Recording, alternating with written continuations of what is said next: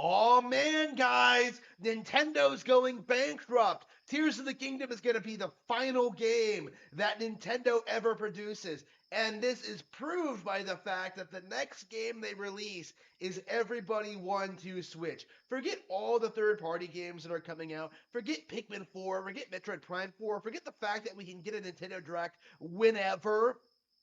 Nintendo Switch is done. It's finished. It's getting winded down. So says every Pretendo on the face of the planet. RGT85, Demish, you know, I'm sure Game Explain. Well, I don't want to put words in Game Explain's mouth, but like I've been seeing a lot of people come out and kind of say this, like try and imply that the Switch is too weak to continue competing with other pieces of hardware. And this is of course something they've been saying all year, like the Switch is imminently about to be replaced. But I really do think we need to take a step back and like analyze the market conditions and analyze Nintendo statements and go into like when realistically we're gonna get a new console because this has gone on long enough now where like the excuses that people have made is that like in that like Switch is too underpowered, it's too old, it can't compete. It's not true. Okay, Switch is still quite handedly outperforming PS5 and Xbox Series X. Right? It's not even worth bringing up the Steam Deck because it's so irrelevant. Like people like people like my steampunk community, people who like obsessively follow me because of everything negative I've said about the Steam Deck, they'll try to tell you that like 1.26 million units is good, but that's obviously a load of crap, right? They'll try to tell you that Switch sales are slowing down. They're slowing down from their all-time highs in 2020. Like they'll try to tell you that like, Nintendo console life cycles traditionally have only been for 6 years, and they neglect to mention like the hyper successful Game Boy, which continued for like 11.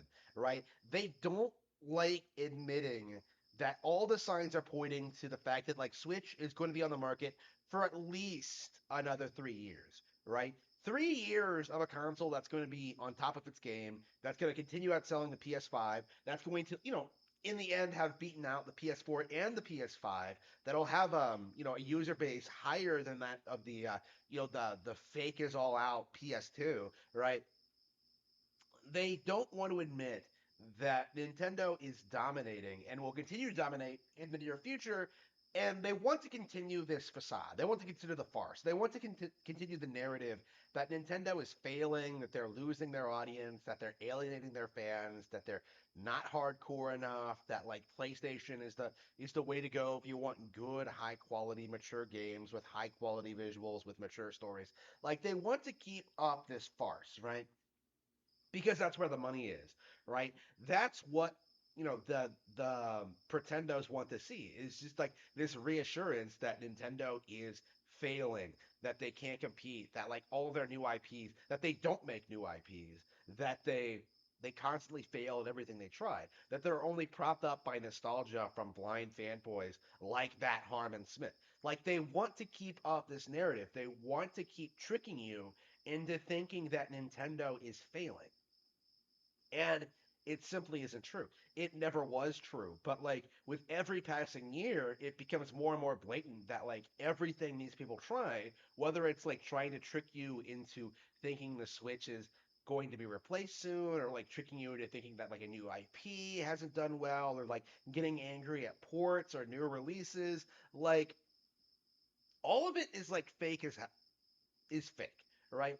There is no real genuine outrage about any of this. Like the issue is that like it's Nintendo and that like, all of these people need to blow everything that Nintendo does out of proportion. They need to try and downplay this company. They need to aggressively attack it because if left in a vacuum, it'll become obvious to everyone that there's no possible way that PlayStation, Xbox, or Valve, or mobile for that matter, could possibly compete with what Nintendo is doing, right? It simply is not going to happen. And Tears of the Kingdom is a really good example of just how a title that's clearly revolutionary, that clearly pushes the bar, that's clearly like the game of the year, that's clearly like one of the best games ever made, like clearly this, clearly that, clearly like top notch, triple A, like what games should be, right? an amazing experience. 10 out of 10, like a true 10 out of 10.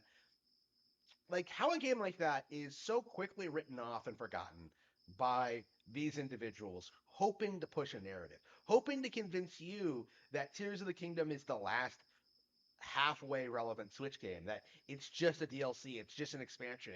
It can't possibly compete against the real games that are coming very soon on other consoles. I've seen so many people try to like paint this narrative that like Street Fighter 6, Resident Evil 4 Remake, Dead Space Remastered, Diablo 4 are anywhere near the level of caliber of Zelda. And it's so unbelievably laughable that these people are even trying to do that, right? Because that's pretty obvious to me that that isn't the case. But these guys are desperate to keep up the farce for as long as possible, right? They don't want to be talking about Zelda.